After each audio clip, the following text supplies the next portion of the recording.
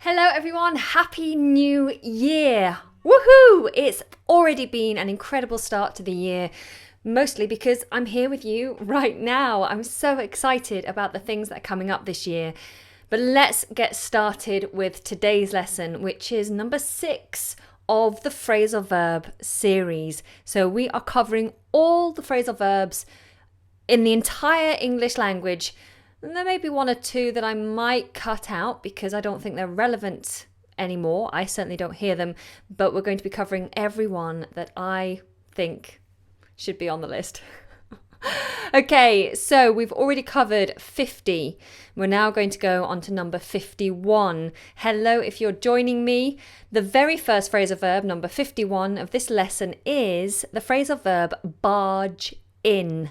Barge in. Now this is a writing lesson, so we are interacting. So what I want you to do as I explain each phrasal verb is to practice putting each one into a sentence yourself. And then if I get the chance to, I will try to correct as many as I can. I will definitely, of course, correct my patrons. Patrons, your chat room is open, so feel free to put your practice sentences there. If you're watching with me live on YouTube and you're not a patron, just write it in the comments chat section and I'll try to pull some out. And if you're watching later and it's no longer live, write it in the comments section and I will try to correct you as and when I get a chance to go through the comments. All right, so as I said, barge in is the first one.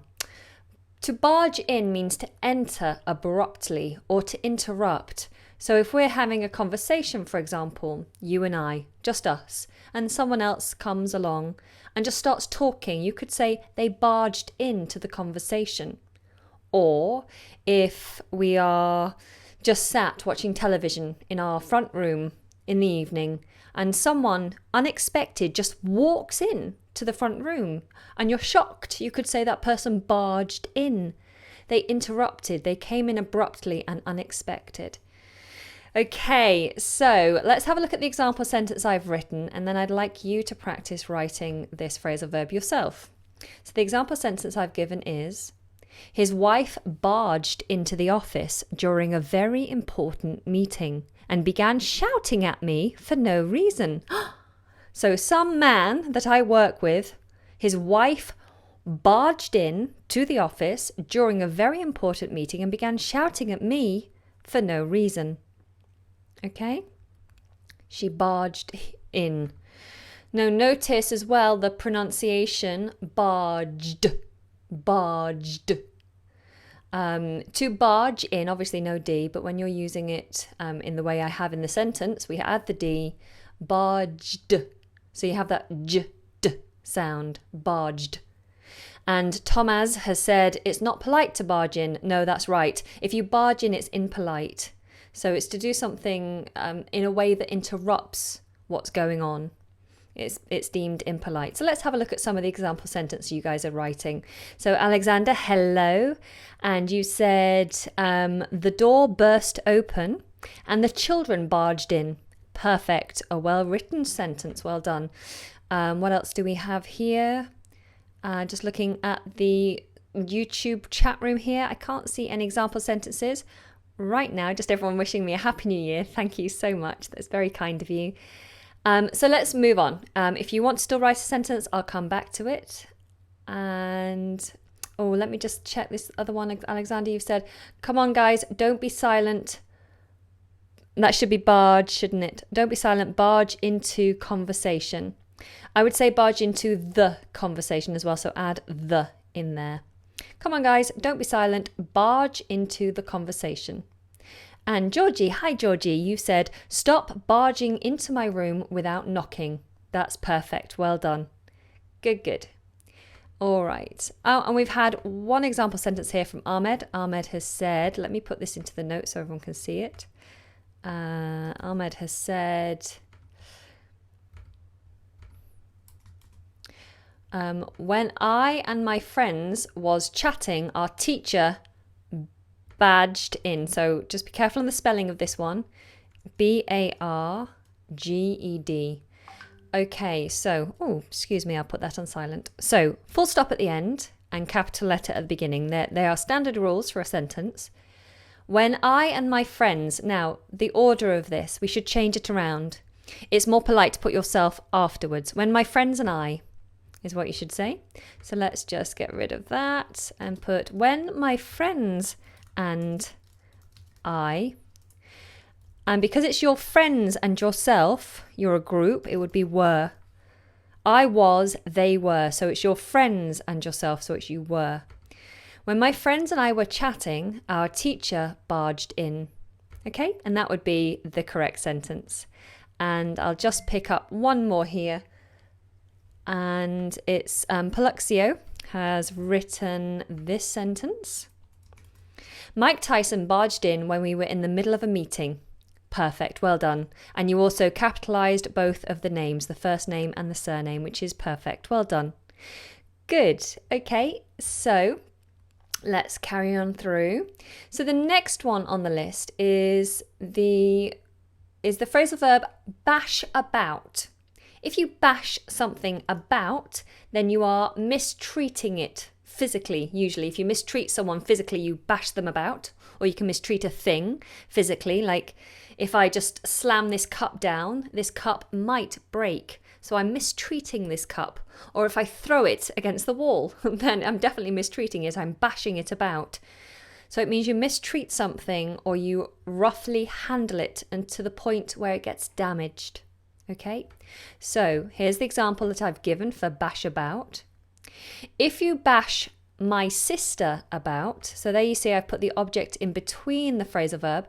If you bash my sister about like that, then I will report you to the police.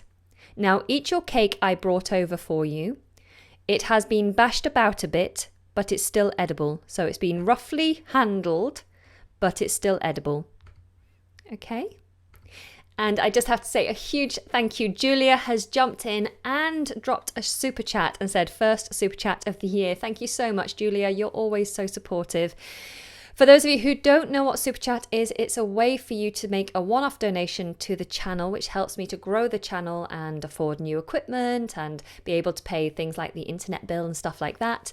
And if you are kind enough to drop a Super Chat, then you do get a copy of these notes. Now, these notes are special, of course, because there are hundreds and hundreds of phrasal verbs on this list. So you will eventually get a copy of the entire list. Along with my patrons will also get a copy of this entire list. So if you want to get your hands on this list, it will be available for you from the shop at the end of this phrasal verb series, or you can simply just drop a super chat or become a patron and these things become available to you. So thank you, Julia, and Happy New Year to you too. Okay, so my patron, what are you saying for bash about? You've put, the man was put in prison for bashing his wife about. Perfect, well done. And I've got Layla, hi, says my mother-in-law, let's put this on the list here. Actually, this was for barged in, so let's just head back and put you on the list. You've written this sentence, my mother-in-law always barged in between me and my husband. Now, this obviously, all the rules should be applied, capital letter at the beginning, and I know you've used an emoji here, but let's just be very disciplined with our punctuation, so full stop at the end. So my mother-in-law, not low, that's a common mistake, so be careful with that one. My mother-in-law always barges. If it's something she does regularly, it's not in the past, it's something that continues. So my mother-in-law always barges in. I would say on, to barge in on. So if you and your husband are trying to enjoy quiet time or private time and someone barges in on you, then this is the extended phrasal verb you'll use. My mother-in-law always barges in on me and my husband. Okay? Good. All right, has anyone else got an example for bashed about? Yes, okay. Josia, I hope that's how you pronounce it. I'm sorry if I've mispronounced it. Josia has written this sentence. Let's have a look. She's put, I was bashed about my neighbour.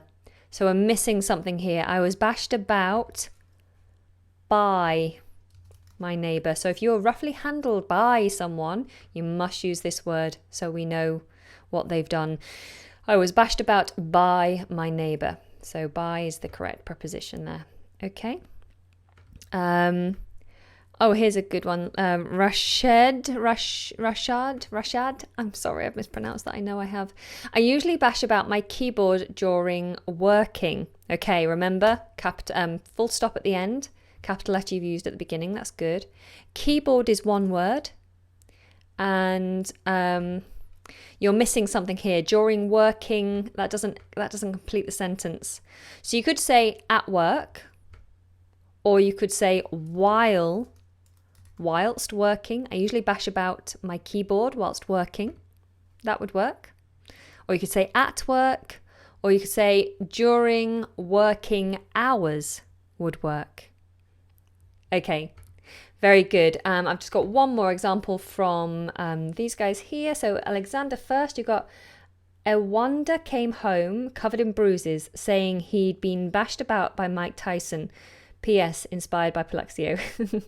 I'm sure I've mispronounced this. I'm not very well informed on the boxing front, but that's a good sentence. Well done. And Giorgio, please don't bash. Careful. Make sure that's an A, B-A-S-H. Don't bash about the lesson with your nonsense comments. Okay, as a metaphor, that kind of works. Don't bash about the lesson. I would put the lesson in between, so put the object in between the phrasal verb. Don't bash the lesson about with your nonsense comments. Okay, good.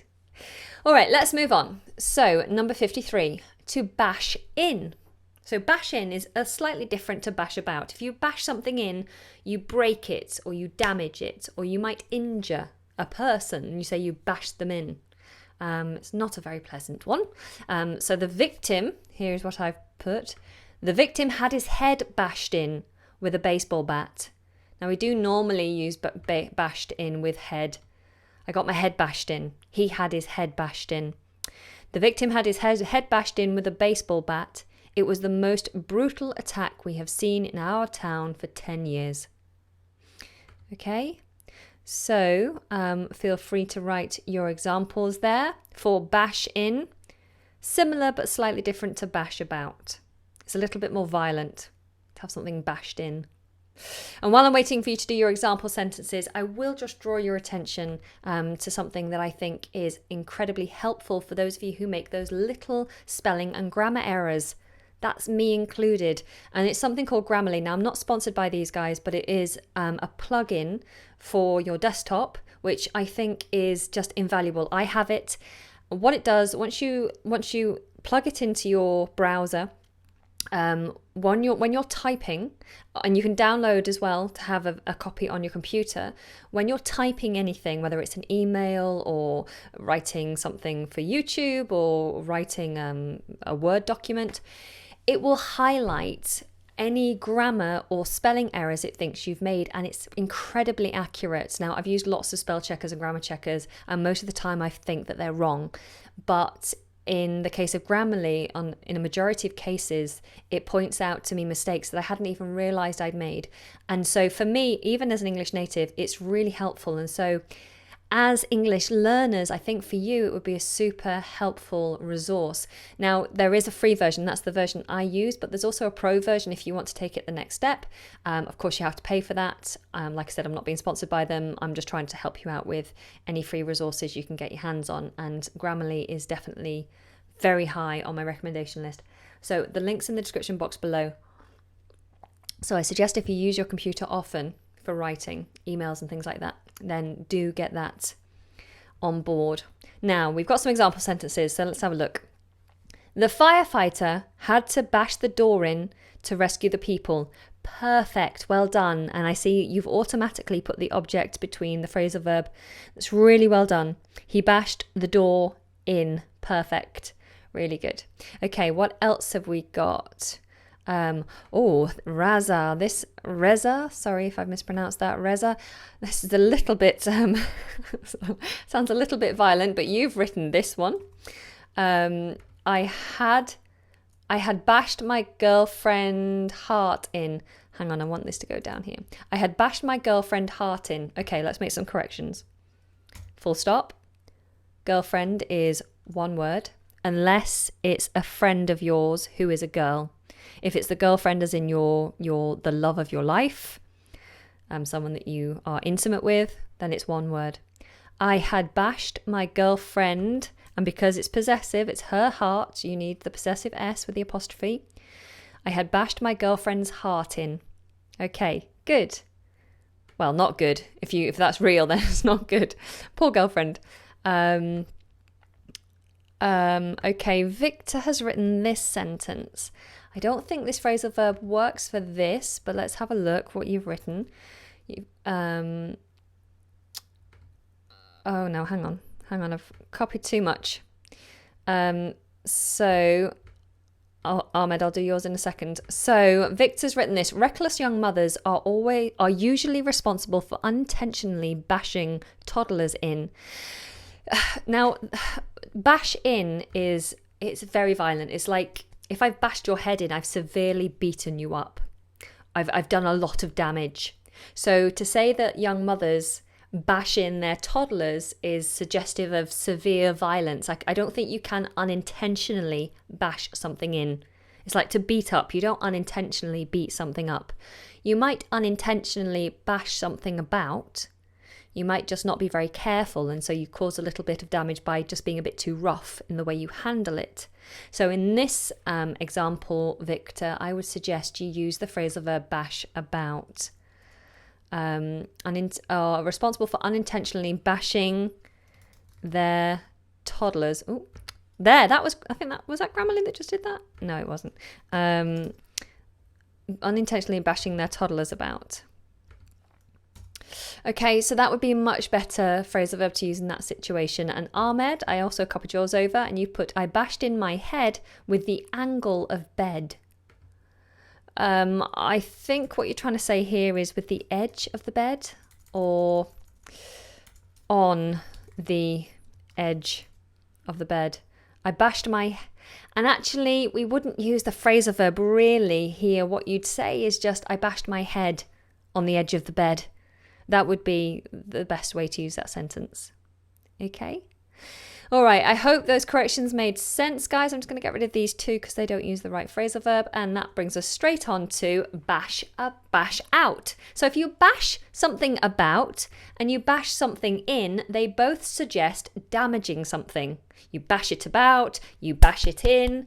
But if you bash something out, completely different. It doesn't suggest damage at all. It just means you create something a lot faster than normal and without the usual care and preparation.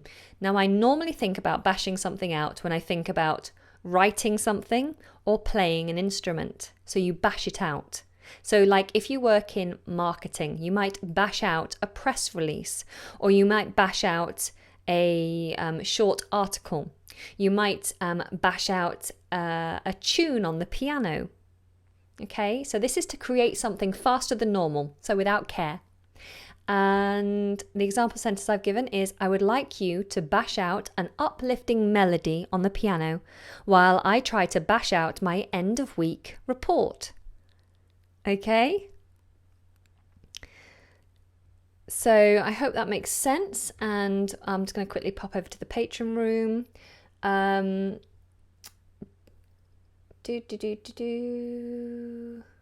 Oh, Grammarly was created in the UK, in Ukraine. That's great. I didn't know that.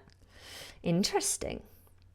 The vandals bashed in the door of my car. Good, that works. I've seen a war film where a bad guy bashed in the skull of a victim with the butt of a rifle. Very good.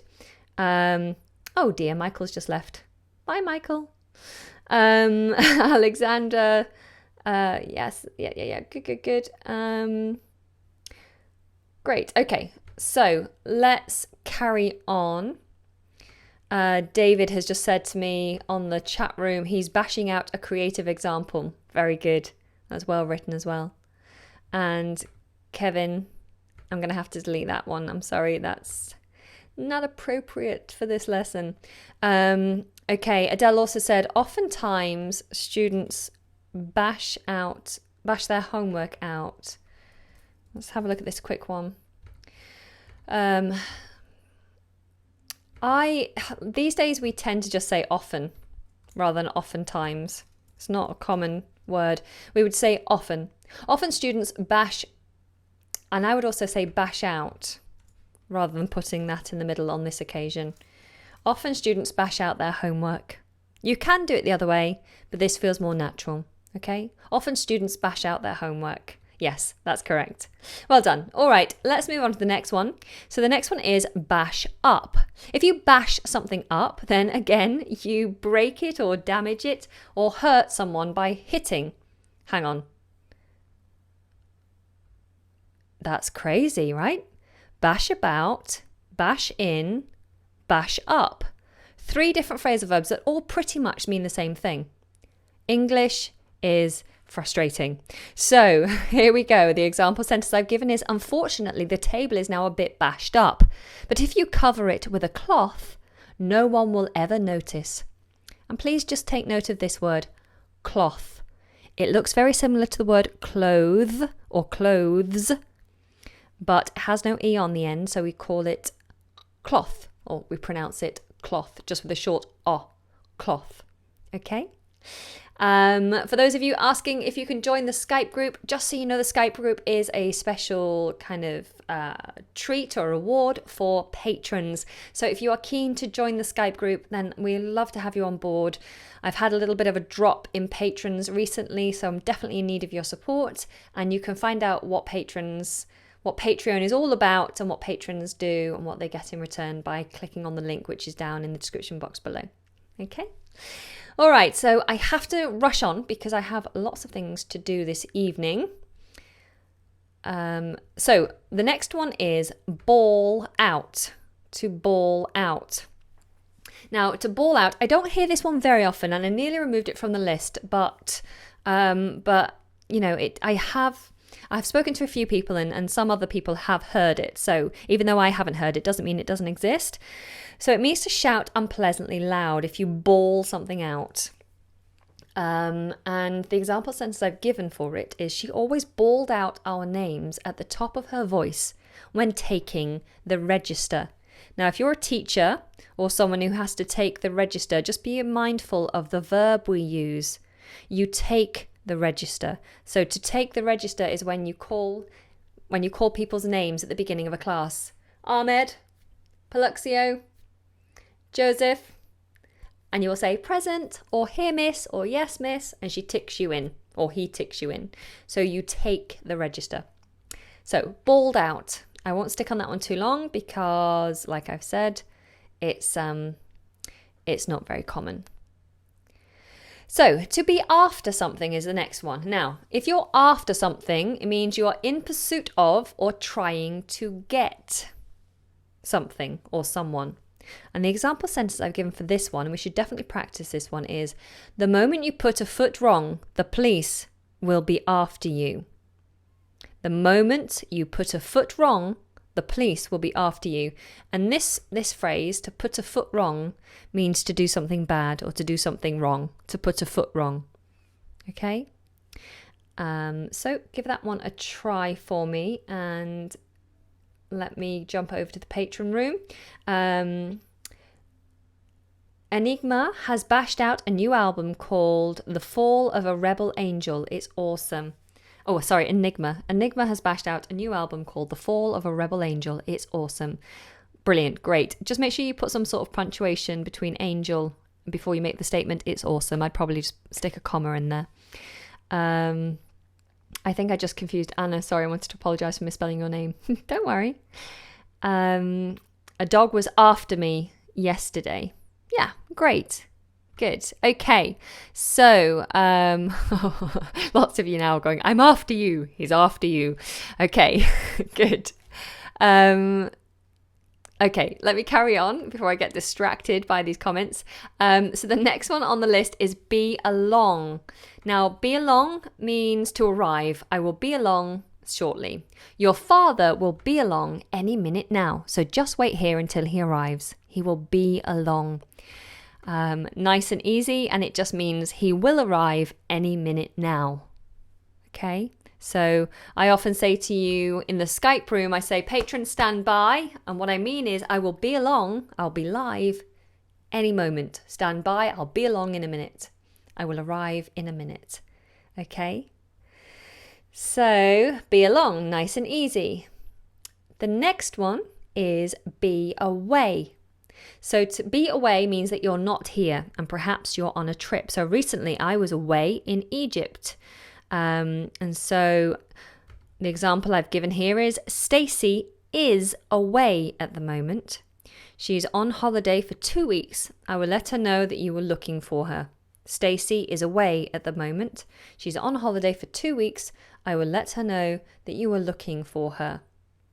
And I might say to you, if I'm going on holiday next week, I'm not. But if I was going on holiday next week, I'd say, I can't be here next week. I will be away.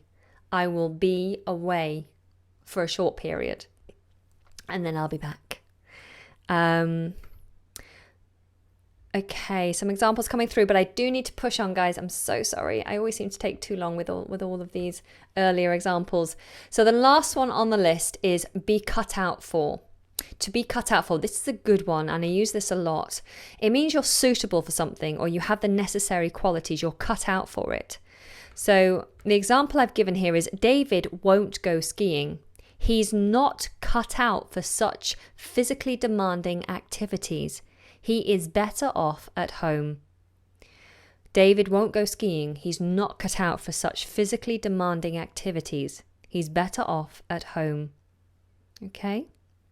So that's a really good one. Are you cut out for learning English? Yes, you are. Are you cut out for having lots of adventures this year? I think all of you are. And I hope that you will do those with me. Okay, so I'm going to correct a couple of sentences quickly and then I will have to say my goodbyes. So, Nitty has said, if you steal my cake, I'll be after you. Okay, I won't steal your cake, Nitty. Or Nitta, I won't steal your cake. Capital letter at the beginning, Nitta, and a full stop at the end. Very good. I didn't get the meaning of ball out, says Nuran. Okay, so ball out just means like shout out. So if you bawl out, it means you shout out and it's unpleasant. So if someone shouts and it's unpleasant, you could say they're bawling out. So they're bawling out the names, they're bawling out a song. So they're shouting very loudly and unpleasantly. I hope that helps to clarify that. Dr. Samir says, I bashed up a table yesterday, so my father is still after me. Very good, and that's a very well written sentence. All good, well done.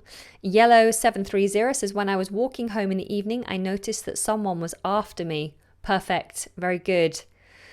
Yes, the stranger is after me, says Emma. Keep away from those strangers. Don't talk to strangers. I found a bicycle next to the rubbish container. It was a little bashed up. Make sure you use the right version. Bashed, B-A-S-H-E-D, bashed up, but it works well. Okay, well done. My brother bashed up my TV because I bawled him out.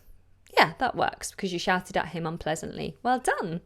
Good. Okay, last one, patron. I wasn't cut out for that job. I'm not cut out for the world of business. Perfect. Well done, Alexander. You are always very good for your attention to detail. Brilliant.